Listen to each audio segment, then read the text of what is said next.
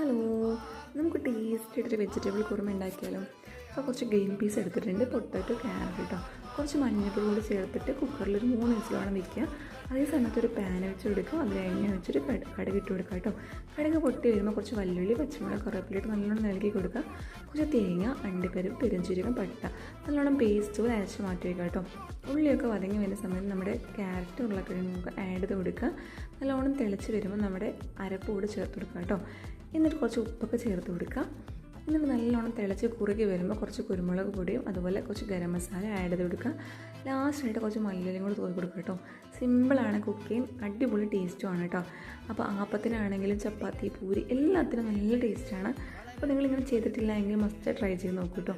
എന്നിട്ട് എങ്ങനെയുണ്ടെന്ന് കമൻറ്റ് ചെയ്യുക. അപ്പോൾ നമ്മുടെ വീഡിയോസൊക്കെ നിങ്ങൾക്ക് ഇഷ്ടമാണെങ്കിൽ ലൈക്ക് ചെയ്യുക, ഷെയർ ചെയ്യുക കേട്ടോ.